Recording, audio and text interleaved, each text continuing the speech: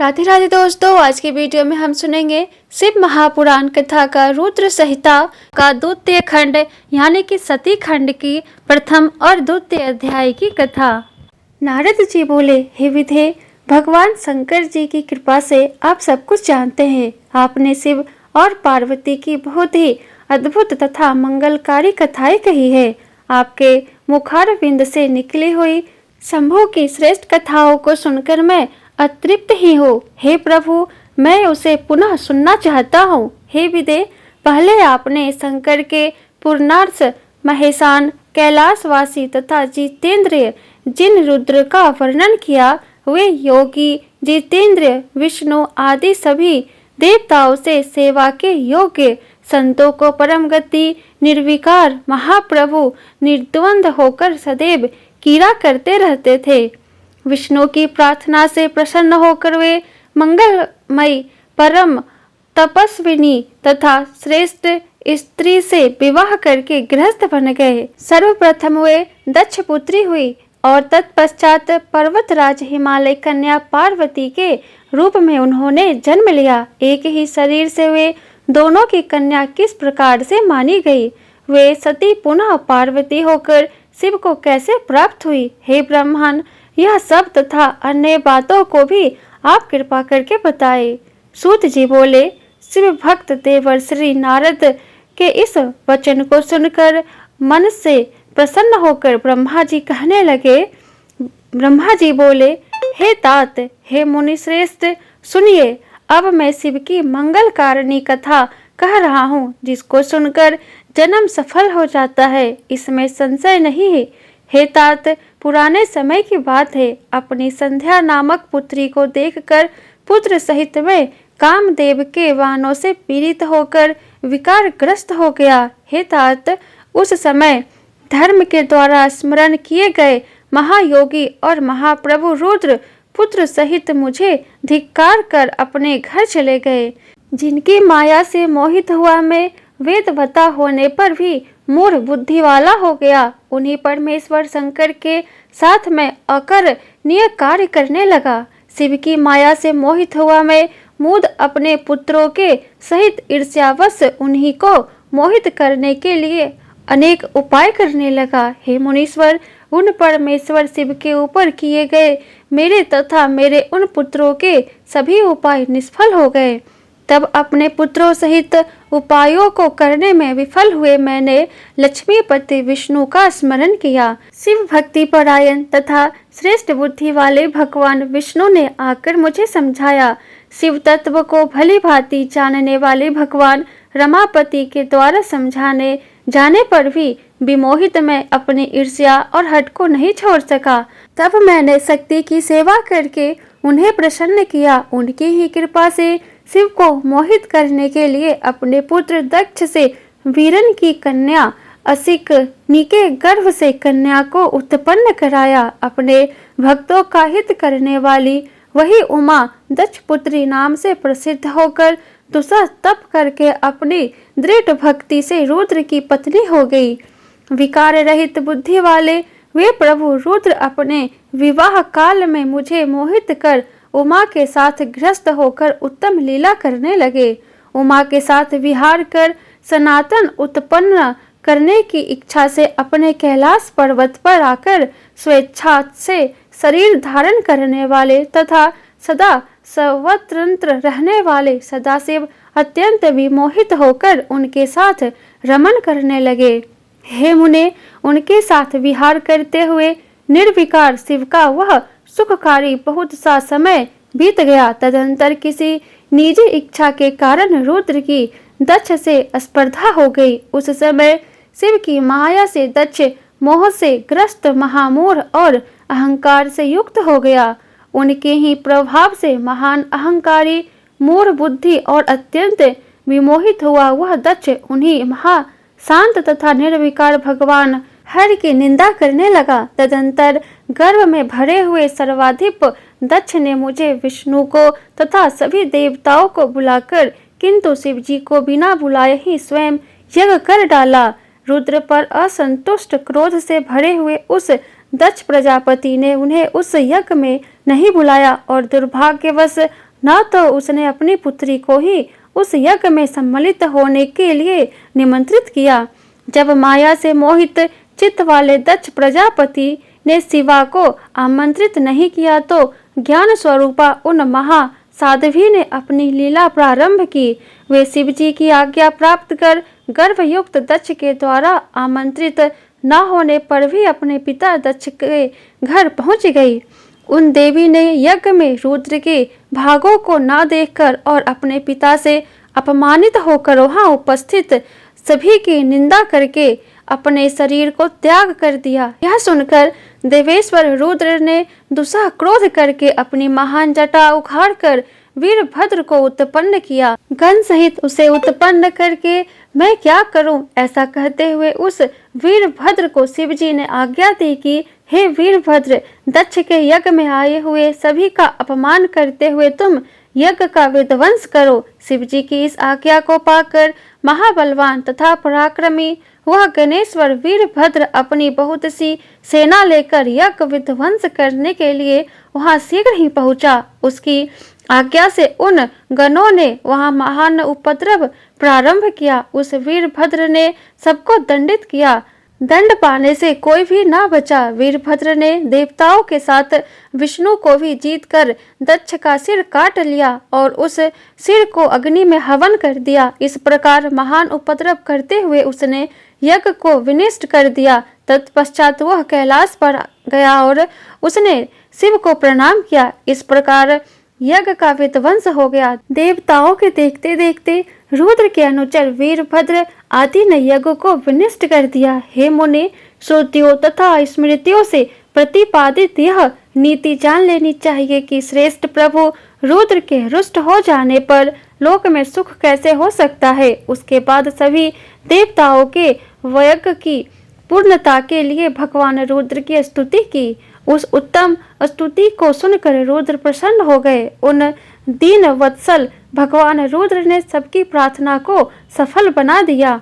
अनेक प्रकार की लीला करने वाले महात्मा शंकर महेश ने पूर्वतः कृपालुता की उन्होंने दक्ष प्रजापति को जीवित कर दिया और सभी लोगों को सत्कार किया। तदुपरांत कृपालु शंकर ने दक्ष से पुनः यज्ञ करवाया। हे मुने, उस यज्ञ में विष्णु आदि सभी देवताओं ने बड़े प्रसन्नता से भक्ति के साथ रुद्र का विशेष रूप से पूजन किया। सती के शरीर से उत्पन्न तथा सभी लोगों को सुख देने वाली यह ज्वाला पर्वत पर गिरी। वह लोगों के द्वारा पूजित होने पर सुख प्रदान करती है। ज्वालामुखी के नाम से प्रसिद्ध हुए परमा देवी कामनाओं को पूर्ण करने वाली तथा दर्शन से समस्त पापों को विनष्ट करने वाली है। संपूर्ण कामनाओं को फल की प्राप्ति हेतु लोग इस समय अनेकों विधि विधानों से महोत्सव पूर्वक उनकी पूजा करते हैं। तदंतर वे सती देवी हिमालय की पुत्री के रूप में उत्पन्न हुई। तब उनका पार्वती यह नाम विख्यात हुआ। उन देवी ने पुनः कठिन तपस्या करके द्वारा उन्हीं परमेश्वर शिव की आराधना करके उन्हें पति रूप में प्राप्त किया। हे मुनीश्वर, जो आपने मुझसे पूछा था वह सब मैंने कह दिया, जिसे सुनकर मनुष्य सभी पापों से छुटकारा प्राप्त कर लेता है। सूत जी बोले, हे नैमिष रण्य निवासी मुनियों, ब्रह्मा के इस वचन को सुनकर नारद ने पुनः पापों को नष्ट करने वाली कथा पूछी। नारद जी बोले, हे विधे, हे विधे, हे महाभाग, हे महाप्रभु, आपके मुख कमलों से कही जाने वाली कल्याणकारिणी कथा को सुनकर मैं तृप्त नहीं हो पा रहा हूँ। हे विश्व श्रेष्ठा, सती की कीर्ति से युक्त शिवजी के कल्याणमय तथा दिव्य उस संपूर्ण चरित्र को कहिए, मैं उसे सुनना चाहता हूँ। दक्ष के अनेक पुत्रियों में से शोभामयी सती किस प्रकार उत्पन्न हुई और हर ने किस प्रकार स्त्री से विवाह करने का विचार किया। पूर्व काल में सती ने दक्ष पर क्रोध से किस प्रकार अपने शरीर का त्याग किया। पुनः किस प्रकार हिमालय की कन्या पार्वती हुई और किस प्रकार से प्रकाश में आया। पार्वती का कठोर तप तथा उनका विवाह किस प्रकार हुआ। फिर वे कामदेव का नाश करने वाले शिव की अर्धांगिनी कैसे हुई। हे महामते, इन सब बातों को आप विस्तार के साथ कहिए। आपके समान संशय को दूर करने वाला कोई दूसरा न तो है और ना ही होगा। ब्रह्मा जी बोले, हे मुने, शिव तथा सती के परम पावन दिव्य एवं गुढ़ से गुहात्म तथा परम कल्याणकारी चरित्र को सुनिए।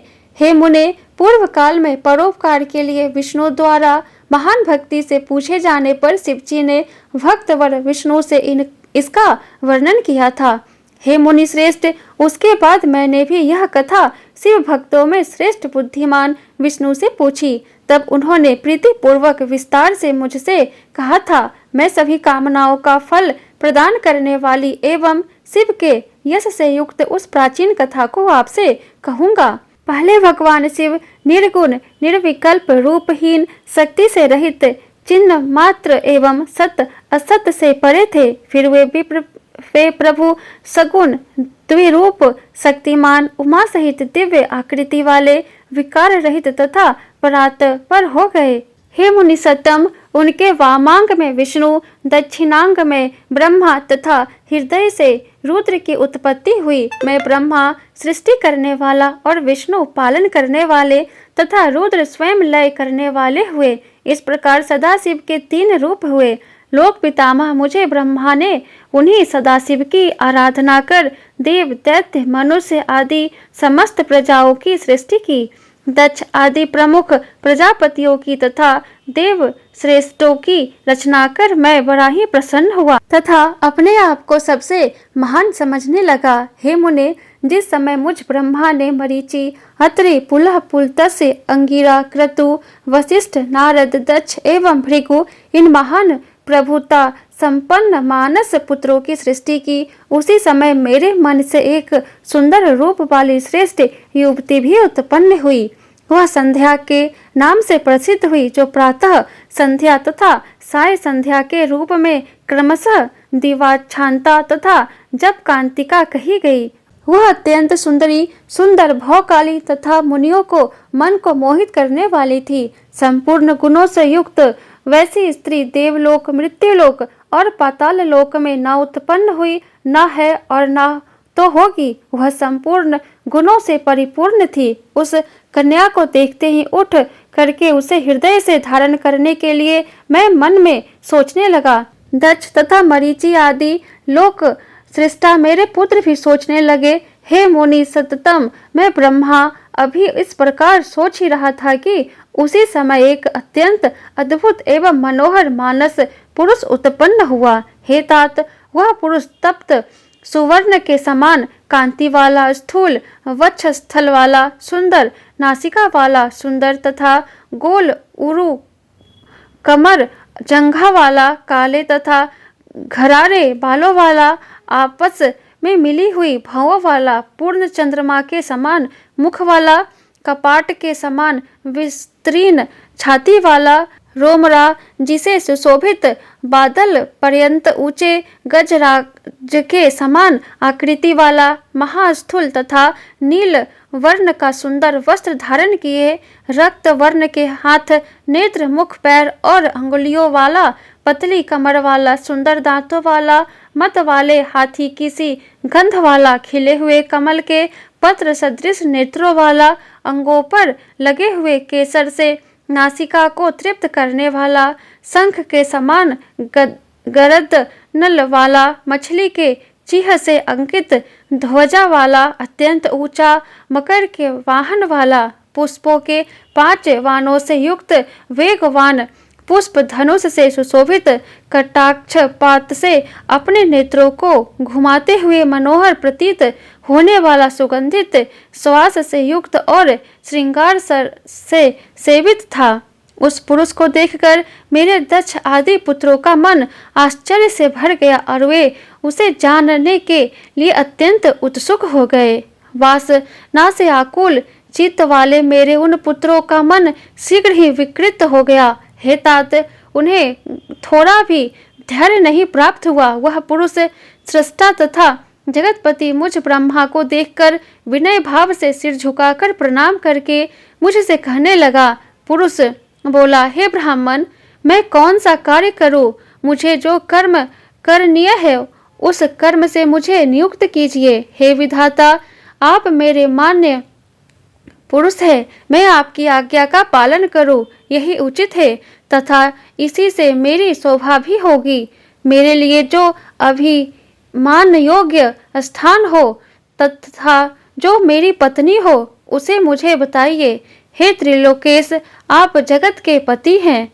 ब्रह्मा जी बोले, उस महात्मा पुरुष के इस वचन को सुनकर मैं ब्रह्मा अत्यंत आश्चर्यचकित हो गया और थोड़ी देर तक कुछ नहीं बोला। फिर मन को नियंत्रित कर और आश्चर्य का परित्याग करके उस काम देवता को बताते हुए कहने लगा। ब्रह्मा जी बोले, तुम अपने इस स्वरूप से और पुष्पों के 5 वाहनों से सभी स्त्री तथा पुरुषों को मोहित करते हुए सनातन सृष्टि की रचना करो। इस चराचर त्रिलोक की में जीव तथा देवता आदि कोई भी तुम्हारा लंघन करने में समर्थ नहीं होंगे। हे पुरुषोत्तम, मैं वासुदेव अथवा शंकर भी तुम्हारे वश में रहेंगे। अन्य प्राणधारियों की तो बात ही क्या।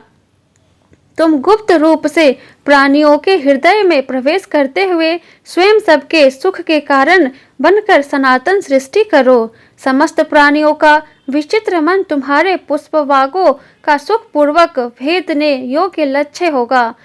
तुम सभी को सदा उन्मत्त करने वाले होगे। मैं सृष्टि में प्रवृत्ति करने वाला यह तुम्हारा कर्म कह दिया। ये मेरे पुत्र तत्वत पूर्वक तुम्हारे नामों का वर्णन करेंगे। ब्रह्मा जी बोले, हे सूरश्रेष्ठ, ऐसा कहकर अपने पुत्रों के मुख की ओर देखकर क्षण भर के लिए मैं अपने पदासन पर बैठ गया। प्रथम और द्वितीय अध्याय समाप्त।